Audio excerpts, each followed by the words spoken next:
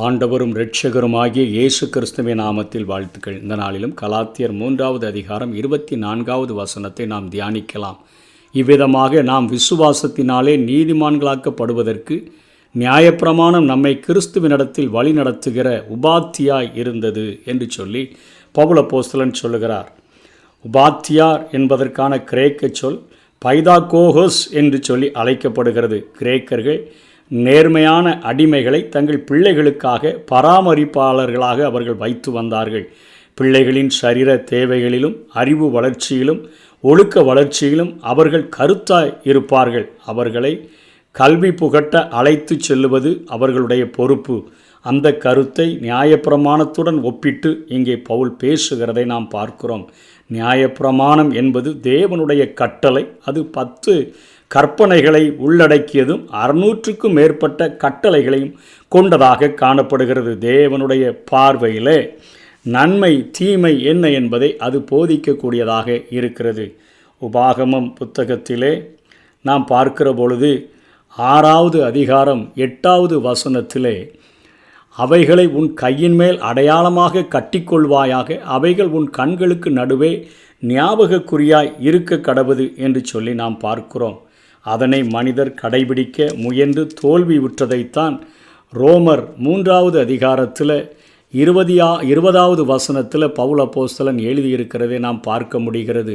இப்படி இருக்க பாவத்தை அறிகிற அறிவு நியாயப்பிரமாணத்தினால் வருகிறபடியால் எந்த மனுஷனும் நியாயப்பிரமாணத்தின் கிரியைகளினாலே தேவனுக்கு முன்பாக நீதிமானாக்கப்படுவதில்லை என்று பவுல் எழுதுகிறார். அது மீறப்படுதலை உணர்த்துகிறதற்கு மாத்திரம்தான் அந்த நியாயப்பிரமாணமானது உதவினது என்று சொல்லுகிறார். இது பாவம், இது தவறு, இது தேவனுக்கு பிரியமற்றது என்கிறதை உணர்த்துகிறதற்கு மட்டுமே நியாயப்பிரமாணமானது பயன்படுத்தப்பட்டது. அது பாவங்களையும் அதன் முடிவையும் காட்டி நின்றது. அவ்வளோதான் அதன் வேலை. இது பாவம், அதனுடைய முடிவு என்ன என்கிற காரியத்தை தான் அதை காட்டி நின்றது என்று சொல்லி பவுல் அப்போஸ்தலன் எழுதுகிறதை பார்க்கிறோம். இதனை 1 யோவானில் 3வது அதிகாரம் 4வது வசனத்தை பார்க்கும்போது, பாவம் செய்கிற எவனும் நியாயப்பிரமாணத்தை மீறுகிறான், நியாயப்பிரமாணத்தை மீறுகிறதே பாவம். இதைத்தான் அது சுட்டி காட்டக்கூடியதாக இருக்கிறது. இதை பவுல் அப்போஸ்தலன் எடுத்து எழுதும் பொழுது ரோமர் 6வது அதிகாரம் 23வது வசனத்திலே சொல்லுகிறார், பாவத்தின் சம்பளம் மரணம், தேவனுடைய கிருபை வரமோ நம்முடைய கர்த்தராகிய இயேசு கிறிஸ்துவினால் உண்டான நித்திய ஜீவன். ஆனால் பாவங்கள் மன்னிக்கப்படவில்லை. பாவங்கள் என்ன என்பது உணர்த்தப்பட்டது.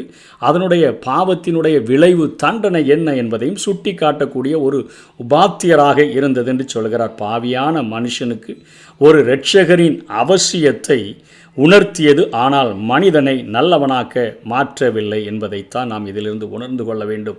ஒரு இரட்சகரின் அவசியம் வேண்டும், ஆனால் மனிதனை நல்லவனாக மாற்றுகிறதற்கான ஒரு சக்தி இல்லை என்பதைத்தான் இங்கே பவுல் பேசுகிறார். இவ்வாறு பாவத்தினால் வரும் சாபத்தின் மொத்த உருவமாக மாறிய நியாயப்பிரமாணம், அதை கலாத்தியர் 3வது அதிகாரம் 10ஆம் வசனத்திலே பவுல் அப்போஸ்தலன் இப்படியாக சொல்லுகிறதை பார்க்கிறோம்.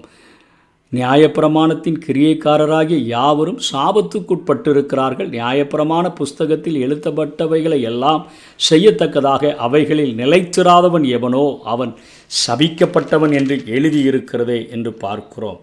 ஆகவே அந்த காரியத்தை தான் அது உணர்த்தக்கூடியதாக இருக்கிறது என்று சொல்லி அவங்க பவுல் அப்போஸ்தலன் பேசுகிறதை நாம் பார்க்கிறோம். இவ்வாறு பாவத்தினால் வரும் சாபத்தின் மொத்த உருவமாக மாறிய நியாயப்பிரமாணம் கதியற்ற நம்மை கிறிஸ்துவிடம் வழி நடத்தியது என்று சொல்லி கலாத்தியர் 3:24 அவர் சொல்லுகிறார். இவ்விதமாக நாம் விசுவாசத்தினாலே நீதிமான்களாக்கப்படுவதற்கு நியாயப்பிரமாணம் நம்மை கிறிஸ்துவினிடத்தில் வழி நடத்துகிற உபாத்தியாய் இருக்கிறது. அதாவது கிரேக்கர்கள் தங்களுடைய பிள்ளைகளுக்கு தேவையான அறிவை புகட்டுகிறதற்கு, கல்வியை கொடுப்பதற்கு தங்களுடைய பிள்ளைகளை அழைத்து செல்லுகிற அந்த அடிமைகளை பயன்படுத்தினார்களே, அதே போலத்தான் நியாயப்பிரமாணமானது இந்த காரியத்தை நம்முடைய வாழ்க்கையிலே செய்கிறது என்று பவுல் பேசுகிறார். கிறிஸ்துவண்டை நாம் வந்தபொழுது அவர் நம்மை நியாயப்பிரமாண சாபத்திலிருந்து விடுவித்தார் என்று கலாத்தியர் 3:13 பவுல் அப்போஸ்தலன் சொல்லுகிறார். அவர் பாவத்தின் அதிகாரத்திலிருந்து விடுவித்தார் என்று ரோமர் 6:14 சொல்லுகிறார். அவரே நமது வாழ்வை வெற்றிகரமாக்க நம்மில் வாழ வந்துவிட்டார் என்று சொல்லி கலாத்தியர் 2:20 மற்றும் 1 கொரிந்தியர் 1:31 பவுல் அப்போஸ்தலன் விளக்குகிறார். கலாத்தியர் 2:20 பவுல் சொல்லுகிற காரியம் என்ன? கிறிஸ்துவுடனே கூட சிலுவையில் அறையப்பட்டேன், ஆயினும் பிழைத்திருக்கிறேன். இனி நானல்ல, கிறிஸ்துவே எனக்குள் பிழைத்திருக்கிறார். நான் இப்பொழுது மாம்சத்தில் பிழைத்திருக்கிறதோ என்னில் அன்பு கூர்ந்து எனக்காக தம்மைத்தாமே ஒப்பு கொடுத்த இயேசு கிறிஸ்துவை, அதாவது தேவனுடைய குமாரனை பற்றும் விசுவாசத்தினாலே நான் பிழைத்திருக்கிறேன் என்று சொல்லுகிறார். 1 கொரிந்தியர் 1:31 அவரே, அதாவது இயேசுவே தேவனால் நமக்கு ஞானமும் நீதியும் பரிசுத்தமும் மீட்புமானார் என்று சொல்லி அவர் எழுதுகிறதை நாம் பார்க்கிறோம். ஆகவே அவரே நம்முடைய வாழ்வை வெற்றிகரமாக்க நம்மிலேயே வாழ வந்துவிட்டார். நமக்கு உதவி செய்யும்படியாக திருத்துவத்தினுடைய 2வது நபராகிய இயேசு கிறிஸ்து நம்மில் வாழுகிறார்.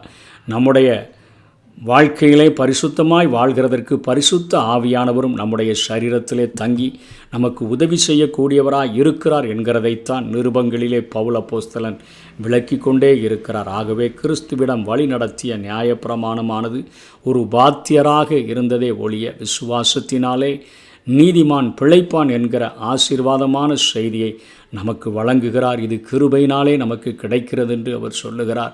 விசுவாசித்து கிருபையினாலே இந்த ஆசீர்வாதங்களை பெற்றுக்கொள்வோம், நித்திய ஜீவனை சுதந்தரிப்போம். கர்த்தர் தாமே நம்மை ஆசீர்வதிப்பாராக. ஆமென்.